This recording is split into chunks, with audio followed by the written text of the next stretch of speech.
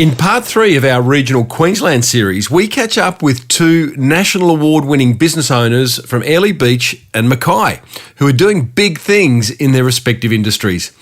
It's a slightly troppo episode 569 of the 12-year-old award-winning Small Business Big Marketing podcast. Well, I said, welcome to a small business marketing show, where successful small business owners share their souls to take your marketing straight to the lead. Now, here's your host, Mr. Timbo Reid. And welcome back to your weekly dose of marketing malarkey. I'm your host, Timbo Reid, and I have an insatiable curiosity for uncovering marketing ideas and strategies that help businesses just like yours to grow. You, so much more importantly, are a motivated business owner, and you are ready to crank out some great marketing to build that beautiful business of yours into the empire it absolutely deserves to be. And guess what? It's exactly what we do around here, so you find yourself in the right place. Well done to you. As per usual, team, there is marketing GOLD dripping from the ceiling over here at Small Business Big Marketing's HQ. So let's get stuck right in. This week, we head 390 clicks down the road from Townsville to Mackay, meeting a couple of multi-award-winning regional business founders who have set up businesses and lifestyles they love outside of the big smoke. We'll discover the upside and downside of doing business in regional Australia, plus you'll get all the usual marketing gold you are so very accustomed to, and so you should be. Now, today we meet local legend Craig Percival, who heads up Woollam Constructions, a 138-year-old construction business that's responsible for some of Australia's most iconic buildings, including Brisbane's Breakfast Creek Hotel. That is an iconic building. But first, let's meet Asher Telford. This guy is a business building and marketing weapon. And I'm going to tell you up front that I'll be getting him and his business partner wife, Julie, back on later this year for a much deeper dive into their marketing approach, because it's really quite special. They simply have too much to share in one setting, basically. Asher is the founder of Reid Adventures, a charter boat company with 4 beautiful catamarans on the water based in Airlie Beach amongst our world-class Whitsunday Islands. It is such a special part of the world. Now, Reid Adventures is 11 years old. It'll turn over $7.5 million this year. He's got 30 staff and is the winner of the best major tourism and travel operator in Australia, not once, but 2 years running. Such a great business. I started off reminding Asher that he had the best job in the world. I certainly do. Yep. My job is to make people's dreams come true, and once-in-a-lifetime experiences for a lot of people that come here, especially when we had, more international visitation. People were just blown away by the natural beauty, I think, of Australia. And I mean, when you look at the positives of COVID, it's made Australians realise that we have an absolutely outstanding backyard. My question was half facetious, half serious. Do you actually go, in your mind, do you actually go to work thinking I'm here to make people's dreams come true?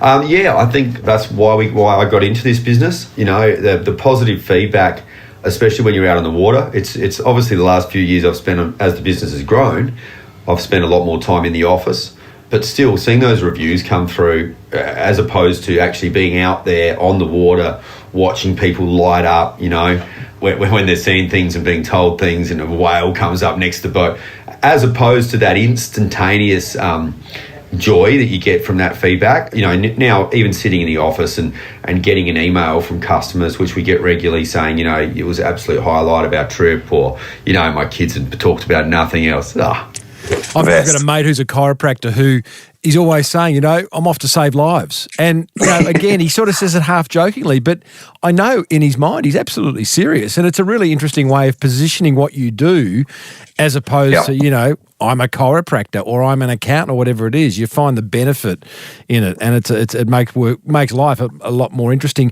You and your partner Julie both had great jobs before starting Reid Adventures, but it was tearing you apart. Tell us about that moment in time. Yeah, well, she was in advertising. She was state manager for South Australia and Northern Territory advertising company. We met here in the Whitsundays, but we moved back to Adelaide because that's where I was originally from. We had a good friend base there. and I had a job with Border Force out on the boats. Both really well paid, both really solid jobs, both doing well in our jobs. But it wasn't great relationship-wise. You know, we didn't see each other. I was away 6 months of the year at sea with very little communications a lot of the time, because some of the stuff we were doing, we weren't allowed to communicate what we were doing to our partner. And then her being in that advertising scene, when I would come home, she'd be booked every night and I wasn't invited. That's not fun at all. That doesn't make for a great relationship. It certainly does not, no. So where did the idea, how did Red Cat Adventures find its way to market? Well, but when we left the Whitsundays, a friend and I actually were trying to buy one of the boats that I was being the skipper on, the last boat that I was the skipper on when we left. And we talked about it, we threw some ideas around, and we threw some pricing around with the current owners of that vessel, Tongara. And funny enough, 5 years later, they were at our wedding, at my wife and I's wedding in Bali. We'd all flown into Bali, 70 of us from England and Australia, my wife being English. And we were having dinner with them, and they said, you know what? And we were saying, we get these great jobs, but it's not really the best relationship base, these two jobs where we're both really out all the time and don't have a lot of time together. And they said, why don't you just buy that boat off us? We've got a few now, and why don't you just do it? And we all had a bit of a laugh about it at the time. But my wife and I went back home and went back to Adelaide and sat down, looked at each other, and sort of just decided that we had the skill set to run this exact business. I knew boats, I love boats, I love the sea. Yeah, and she had the marketing, and people liked her, whereas I'm grumpy. So together we made a great team. I mean, on paper, It looks absolutely right. As you say, you know boats, she knows the market, she knows how to get the message out to people. Did it actually eventuate that was the case? Absolutely. So it was really funny on the way up from Adelaide back to the Whitsundays. We were listening to podcasts and things in the car all the way up, talking about marketing and, just talking about, and lots of things, what are the most popular brands in the world? Coca-Cola, McDonald's, all these sorts of things. And so we focused ourselves. Luckily, the boat we bought was already red. So we decided to really run with that and, go the opposite to most people and really embrace that red and yellow and that bright, in-your-face branding where most people, obviously, marine tourism are going for blues and aquas and pretty colours and, we wanted to stand out. This is a philosophy that seems to sort of find its way throughout the business. Am I right there? I mean, red and yellow alone just looks weird on the Whitsundays, but clearly it works. Their colours. But having said that, you think about the lifeguards, right? But red and yellow is a great colour because they're the colours that get seen out in the water. So, hey, you're on something. It's also fast food industry's favourite colours, but that's a whole separate thing. But is one of your philosophies about running the business, Asher, that, you don't have to do what everyone else has done, and sometimes going the opposite direction is the best path forward? Absolutely. There's plenty of people. If everyone opened an Indian restaurant next to all the other Indian restaurants and all had a purple sign with blue writing, where's the differentiation? And when you look at a brochure rack wall, when you walk into a travel agent and every Whitsunday tour has got a blue background, it's just not standing out. So, we definitely, it was a focused philosophy that we had from the start, to be red, to be loud. We really appealed to the youth market.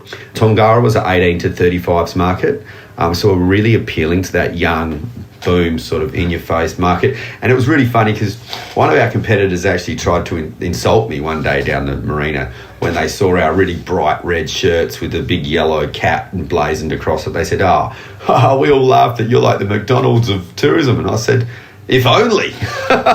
Thank you very much. I would love to be the McDonald's of tourism. Gee whiz. I mean, some people just don't get it, clearly. Yeah. Give you a pat on the back, not a slap on the head. You say Tongara, which is your first boat, was appealing to the 18 to 35 market. Let's just talk about that for a minute.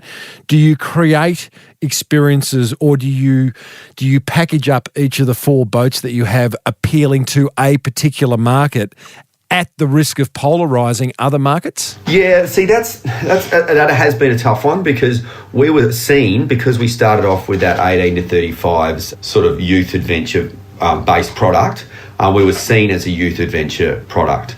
And so when I decided that we could build a better, more efficient day boat, fast day boat, as opposed to the sailing boat we had, and make it more comfortable and a better ride and everything like that. Well, our customer base all of a sudden was families. So it wasn't just that youth adventure. So we had to sort of really convince people, and we just through marketing once again. My wife's brilliant with that, and it comes down to little things like the picture on the cover of your brochure. Who's in that picture? Is there a family in that picture, or is it all young people, or is there a 60-year-old in that picture? Is there And so even when you take a picture of your boat, or it doesn't matter what business you're in, that front of that brochure's got to be inclusive. It's got to. You can't just have a hot 25-year-old girl on the front of every brochure like a lot of people do, because that does polarise a lot of different people. There's Depends what you're after. about that, but we're not going there, Asher. Tell me, another example of this laser-focused targeting is that you're building a fourth boat and you're going to launch that out of Mackay. So let's just do a little quick geography lesson here for those who don't understand that area. You're currently operating out of Airlie Beach. It's on the Whitsundays. Mackay's 2 hours north. South, I should say. Completely different market. I mean, what do we got? We got miners. It's full of locals. Not a big tourist destination. No. So, what are you packaging up there, and who are you appealing to? We're really focusing on the locals. The locals have been screaming out for island access for years. You go down to Mackay, and people don't realise, but it's just absolutely gorgeous off Mackay on a good day. Some of the islands are amazing. But, the boat ramp's got 400 boat trailers all parked illegally, getting fines. And what we're really trying to aim for is to provide a family package at the right price that's actually cheaper than having your own boat, washing your own boat, getting a fine at the boat ramp.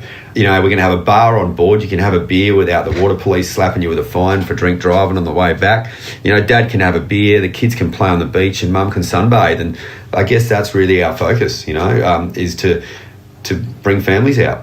It sounds, again, on paper, sounds incredibly smart. Do you research it? Do you go up to Mackay, down to Mackay and ask questions? Is it just a gut feeling that you've got that this is going to be a winner? No, we actually got approached by Mackay Tourism, and Taz said, look, guys, the locals have been asking for years and they're screaming out for product out of Mackay.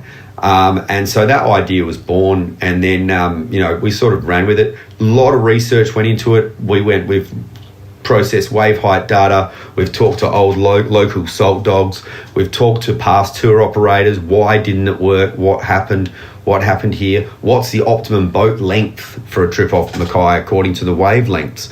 We've put a lot of research into this sort of stuff. I've got a mate with a PhD in hydrodynamics, been working on wavelengths and all this sort of stuff. So it's crazy, but, I think that, you got to get it right. Most people, especially in marine tourism, go and buy a boat that fits the customer need, but hardly anyone looks at what the local area needs are. What's the difference in that?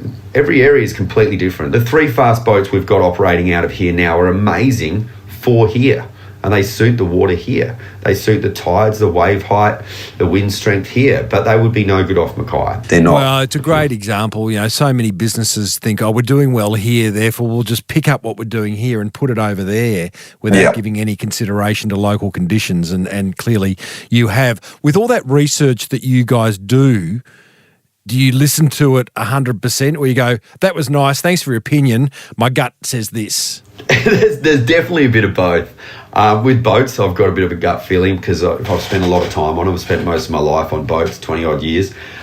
So, yes, there's a gut feeling. And we were told, even when we designed our current Thundercat boats for here in the Whitsundays, we were told, it's going to be 11. It's going to be 11 by people who've been in the industry for a long time.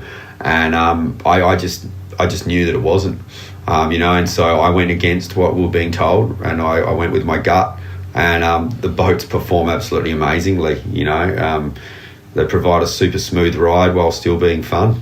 Let's talk a bit more about marketing. It's probably when we need your lovely wife here to, give us the real story. But there's a couple of things that you're doing that are really interesting. Your colour selection, we've covered that off. You've got this loyalty club, the Club Red Cat, which has a variety of perks attached to it. You know what I'm doing. I know where this is going. All right. Well, all right. One of the perks that you get if you join Club Red Cat is that you, Asher, will pay for your new member to go and get a permanent tattoo of your logo, which is absolute madness. Has anyone taken it up? We've got, I think, nearly 60 people now. Stop it. So I know it sounds crazy. So this idea was born, and everyone's like, really? That's the weirdest thing I've ever heard. But it was born from the days of when we first had the sailing boat and we were catering a lot to the backpacker market from Europe. Right? And so what these guys do is they go around, they go from hostel to hostel to hostel, and most of them they spend a couple of years going all around the world, and they stay in eight-bed dorms. And they sit around, they have chats at night, and they go to a little centralised bar or sit out on the lawn together, and they all drink. And what I noticed when I was driving the boat, our first big catamaran, it was a 2-day trip, is they all asked each other about their tattoos. Oh, where'd you get that tattoo, and what does that mean, and what's the meaning to you? And so one day I just said to one of the passengers, I'll pay for you to get the cat tattoo of our logo if you want. Because I thought, well, everybody who asked that person's now going to travel the world for 2 years and get asked at least twice a week where this tattoo's from, and then they're going to have a fireside story about this amazing trip they went on the Whitsundays, all because of this tattoo. And so it cost me like $100, and I thought, you know what, I reckon that's a lot better marketing than printing a heap of flyers. And the idea was sort of born, and it just grew and it grew, and it's just really become a thing. You're actually the second business owner in you. I've probably done about 570 interviews that has offered up a tattoo. The other one was a female gym in Toronto, Canada, that also offered tattoos for free to anyone who's incredible. It does raise the question: what brands would you be happy to have their logo tattooed on your body? But for another day. Tell me, you have won some really big awards, significant awards over the last 2 or 3 years. Gold awards in national tourism awards. You're getting a few things right. Why awards important to you, and what does winning them do for business? Absolutely. So awards are important for a couple of reasons, really. Number one is obviously that they promote your brand and people take you seriously. But not just people, government, local government, state government and national government take you seriously. It opens doors. Winning awards opens doors. That's probably the first thing. And secondly, the awards process, they're not just coming and looking at your product and going, oh, that's nice, you've got good reviews and you've got a pretty boat, you're the winner. There's a whole process and which my wife writes the awards, and credit to her. The process makes you go right through your business. And some of the questions asked, what's your percentages here? Quantify that. How'd you go this year compared to that year? And it's actually a really brilliant exercise. And even if you came dead last and you never won an award, I think entering both, the Queensland and Australian Tourism Awards, for us as a business, even if we'd never won a medal, would have been a great exercise in better knowing our business. I was a judge on the Telstra Business Awards for a couple of years, and again, I heard that time and time and time again. Whether we won or not, the rigour that we had to go through to answer all these questions often resulted in, like, I never knew that. Geez, I didn't know that about my business. Geez, I better do something about that. And it's a bit of a kick in the bum, isn't it? And you fix it, and if you win, it's a bonus. But, the journey, the real win is actually going through the process of entering these awards. I've heard you say previously, Asher, always have survival money put aside. Is that something that you've been a bit on the arse a couple of times when you were caught with no money to do something? Or no, actually, it's a really good story, that one, and I'm very grateful. There was a gentleman who owned a restaurant here in town, and he had previously owned an aviation company here in town. And when you went to his restaurant, he used to quite often come and sit and have a chat to you, for 5 or 10 minutes during your meal. And being a local that had been around a long time, my wife and I had just started the business, and we went there for dinner. And he sat down and started having a chat to us. And one of his bits of advice, he said, well, the best advice I can give you is we have big wet seasons here, and we've had wet seasons where I couldn't get a plane up for 3 months straight. So he said, always have survival money. And I think it's probably one of the best bits of business advice that I've ever been given. Always have survival money. So every time we started a new product and we had costs to meet, or, you know, we always set aside another bit of money, and we never touched that, you know, even if it was like really tempting sometimes, like, oh, we could buy another boat with that, or do something else with that, or buy a fancy car, or, you know, a bigger house. We always left that money set aside and followed his advice. And, you know, number one, with the cyclone situation, it really helped us out. And definitely with COVID. I mean, we wouldn't be here if we hadn't followed that advice. So kudos to him. What have you done about COVID? Because one of my earlier interviews was with Daniel, the owner of Cairns Aquarium. Clearly, all his international business has disappeared. He's done the old pivot and he's doing night guided tours. He's got 3-course dinners outside the Shark Tank and doing all sorts of pretty funky stuff that he's been forced to do in order to keep the doors open. Has COVID forced you to look at your business in a more lateral way? Yeah, 100%. We've remained very agile. We've done all sorts of things. We've started, the government started doing some grants with, you know, reef research and all that sort of stuff. So we started a company, you know, Red Cat Research, and that was one. Picked up a lot of things there. The other one is we converted our boats very quickly. Some of the major airlines stopped flying in and out of Early Beach and the Whitsundays, and a lot of the smaller ones like Alliance and that started coming. Larger ferry companies are a bit slow to react to the changing timetables. So we adapted our fast boats, put windscreens in them, pulled out a quarter of the seats, put suitcase luggage racks in, and started filling in some of those gaps and doing water taxi work around the islands and you know, ferry runs, smaller boutique ferry runs, and meeting those early and late flights. And that, in turn, we also chased after, you know, TV production, film production, because we were seen as a safe area.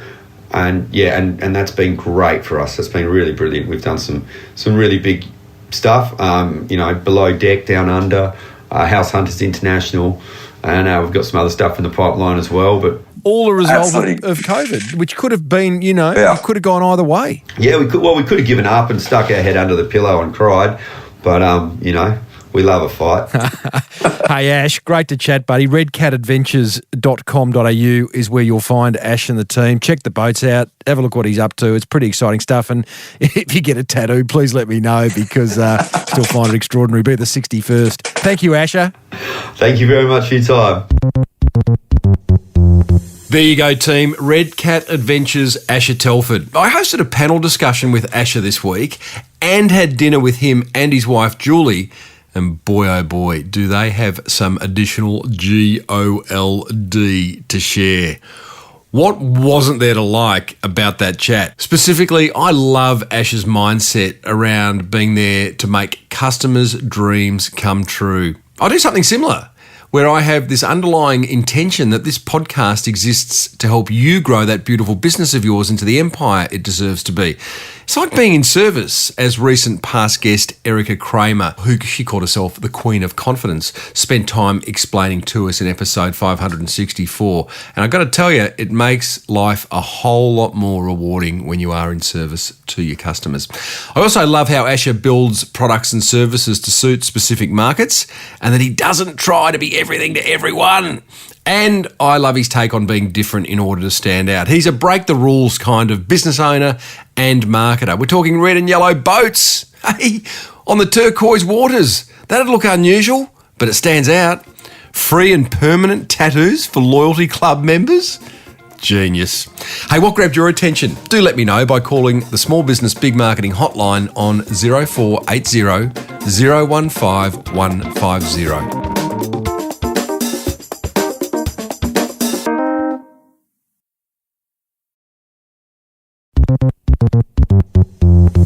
Okay, team, let's go meet our next Mackay business owner in Craig Percival, who heads up a family construction business that started way back in 18 1883. This could potentially be the oldest business I've had on this podcast in the 12 years that I've been doing it. Back in 1883, Woollam Constructions built homes and pubs. Now they build airports, hospitals and other large public infrastructure projects. Just goes to prove, team, every single business starts small. So you might be small right now, but you could be really big one day, especially if you keep listening to this podcast. Now, given the size of the business Craig runs, turning over $250 million this year with 200 staff and 7 offices, I've got to tell you, Craig is an incredibly humble fellow with pretty strong views around giving back, community involvement, and the importance of growing his people. Let's head over and hear what Craig's got to say. Mostly it's a privilege and it's an honour to represent, such a great business. At times, you definitely feel the weight on your shoulders because of the history and the length of time that the company has existed for. Woollam's has done some amazing constructions all around Australia. What do you put their success down to? I think that it's a working together approach. That's first and foremost with all of our clients. We're hard workers. The industry is a hard one, and it's not a one size fits all. There's not too many times that you build the same thing again. So it's just a lot about having the right attitude and a bit of a can-do attitude as well. You said to me the other day, an established business like yours has a responsibility to look after the industry. How are you doing that? Yeah, look, it's been tough. Woollam still is very much a traditional builder, and we very much want to keep training and see the industry continue. And I was having a conversation with a block layer yesterday, and we work closely with this block layer in one of the regions we work in, and said to him, anything we can do to help, and it was along the training and like his skill set is laying blocks, and same with the people that he employs, and they're all good people. We all know each other well. What he doesn't like is the accounting process, the training and all those sorts of things. So I just, again, that working together doesn't necessarily mean just giving that block layer or any other contract partner a piece of paper and sort of saying, look, you've got the job. It's like, look, how else can we connect and work together? How can we help you with the training? And so I think it's just thinking outside the square a little bit. How can we work together to look at training and ensuring all of our futures? It's a really interesting challenge that you have now. Woollam's 138 years old. I imagine a very conservative company, and a company that has done things in a certain way, and that way has proved very successful for you. But the world is changing. Robotics, artificial intelligence, whatever else is coming your way, it is coming. Do you as a business owner or someone in the business sort of keep ahead of those trends, or sort of tap you on the shoulder and say, hey, Craig, I think we should know about this? Or do you just go, nope, don't want to know, got the blinkers on, we're going to do it how it's always been done? No, definitely no blinkers on. I think as an industry we've had blinkers on, and that's understandable because, as I say, we are competitive. Like everything just happens so fast in our industry. Somebody decides that they need something and they need to get to that end line as soon as possible. Some may argue that whole design process, I don't want to offend any architects or anyone, but we work closely with them. but like that process, we lose some of that fat, I guess, in programs, at the start because the pressure's not really on, but that pressure comes on in the back end. So, like as builders, I think again we've got a responsibility to look at what these lean and modern processes can be, and sometimes they're just simple things. We're really thinking about where your site sheds are going to go. So, you don't have 200 people over the duration of the day walking an extra 50 metres. And then we build a lot of aged care and retirement living where, you are building, 140 rooms that are all exactly the same. So we will build a prototype room within 8 weeks of starting on the site so that everybody involved, when I say everybody, like the tradespeople, they get to, build the frames, do the wiring, run the plumbing services so that they understand what it is, but then they're going to do it 140 times. So, if they can save 2 hours by working through that prototype, then, that's 280 hours, man-hours that they save. Craig, one of the things you're very good at is getting deeply involved in the community. A little birdie tells me you're very good at that, but also the Woollam brand is very good at that. And you only have to look at your website. There's projects around unearthing young musicians, the CEO cook-off, there's aged care events, something that I'm guessing is pretty close to your heart and something that you sort of encourage Woollam's nationally to do. Is that community involvement? It's something that Keith Woollam was big on, and certainly I'm keen to carry that value through is supporting the communities where we benefit from working. And this morning on the radio there was one of the stations got some people in and they needed a hand with their car and they replaced a windscreen, and there was a lot of excitement.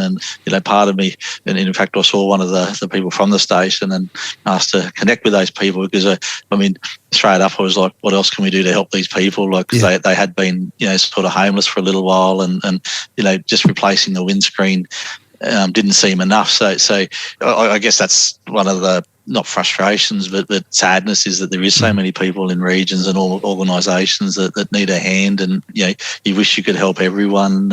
But certainly I'm proud to say Woollam does its bit where we can. In running a business like Woollam's, Craig, what's your greatest frustration, or is there something that you desperately love to get to market or get out there into the industry that you just, for some whatever reason, find it too difficult? There's always something that's making it tough, and right now it is the availability of steel, the prices of steel, the lack of resources. There's some pretty big projects happening in Brisbane at the moment. So I think it is just needing people to understand, and certainly my experience in 30 odd years of being in the industry, one thing that hasn't changed is that the margins have always been tight. I don't know that there's necessarily, anyone out there that's, making the huge profits. So, when we do talk about, these issues with the price rises, like, we're definitely not trying to profit from it. It's a case of, as builders, we're dealing with it. And I'm not just talking about Woollam, it's something that's right across, the whole industry. It's a massive threat to your industry at the moment, isn't it? Because with the cost of goods and the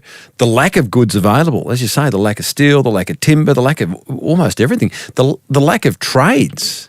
Everyone's busy. Where's that going to end? It will end, and of course, we'll, probably sort of see the other side of it. But yeah, right now, who knows? Right now, I think there's builders in pretty much every space, I guess, just focusing on trying to lock in the supply, let alone, sort of how they're being knocked around with what they're paying for it. Because if you can't get it, your problems are just going to get bigger. Does it make you think, as the managing director of Woollam's, that maybe we should have owned more of the value chain historically? Yeah, I would like to see that happen. It'd be great. The more we can produce and manufacture in Australia, the better. It's a big idea. It's not a cheap idea. No, but I mean, like there is, I guess, some visionary people around, recycling steel, and, sort of, we can recycle that steel and turn it into something here. There's lots of wins around that. Yeah, look, again, it is, working together and, just finding ways that we can, I guess, make things happen, quicker. What's been your proudest moment, Craig? Proudest moment? There's been a few. Building the MEC in Mackay, Keith Woollam, under his watch, we built the entertainment centre. That was 30 years prior, and then I guess the new brigade built the convention centre, which was connected to the entertainment centre. So that was the opening night. They had Jimmy Barnes. There was just so much pride sitting in that convention centre with 10,000, 5,000, however many people Mackay that were there to experience. And but just on a personal note, I've been best man for a Woollam team member. Sadly I've done a couple of eulogies. I wouldn't sort of say they're proud moments, but the pride is just like the working with the Woollam team. It's more than just work. We're all pretty good mates and one big family, I guess. And then that is demonstrated by when you get to the honour of doing those things. Great story, Craig. It's not often I don't think I've ever spoken to a business owner who's in charge of a business 138 years old. You're not 138 years old. I mean, you look much younger than that. The joke is my business partner started the business, but he didn't. He's a great guy. He's about my age, but just looks a lot older. Yeah. Well, it's been an honour, mate. Thank you. WoollamConstructions.com.au is where you can find a bit more about Craig and what his team are up to. And if you need a large, skyscraper built in any part of Australia, I'm sure you'd be up for it. Yeah, certainly. We're good people and we need to work with good people. Good on you. Thanks a lot, Craig. Thanks, Tim. There you go. Woollam Constructions head honcho Craig Percival. I told you he was a humble fellow. I do love his views around ensuring the business has solid ties to the communities in which they work and employ. Plus, Craig's belief that an established business like Woollam's has a deep responsibility to look after and grow those within his industry, the building and construction industry, is admirable. Again, if something grabbed your attention, please let me know. I'd love to hear from you. Maybe you got some feedback, maybe you got a question, maybe there's some marketing that's working for you. Leave a comment on the Small Business Big Marketing hotline 0480 015 150. Stick that in your phone. Hope you enjoyed this third instalment of this series showcasing amazing businesses in regional Queensland. I'm loving bringing it to you. Next week, we head 340 kilometres south to the regional Queensland town of Rockhampton, where we are going to meet two just totally inspiring female entrepreneurs. One who's identified a gap in the market for women who ride motorbikes. The other who, following a double mastectomy, has launched a range of intimate apparel and swimwear for her fellow cancer survivors. My prediction, whilst both these businesses are in their early stages, both have the potential to go global, and boy, oh boy, they are an exciting interview, both of them. If you do love the show and you want to learn more about marketing, I'd buy my book, The Boomerang Effect, over at smallbusinessbigmarketing.com. It'll show you how to create helpful marketing and gives you lots of case studies to follow. Call the hotline. I'm not going to give the number again. Hopefully by now it's in your phone, but I would love to hear from you and I will play your little voice message in an upcoming episode. So include your website address or business name. If you're loving the podcast, you'll find 568 more episodes on your favourite podcast app. And as has been the case for the past 12 years, this podcast was presented by moi, Timbo Reid. The music bed massaged to within an inch of its life by musician Lockie Doley. And then the whole enchilada is smashed together by producer Romy Sher. Until next time, thank you so much for tuning in. May your marketing be the best marketing. Bye for now.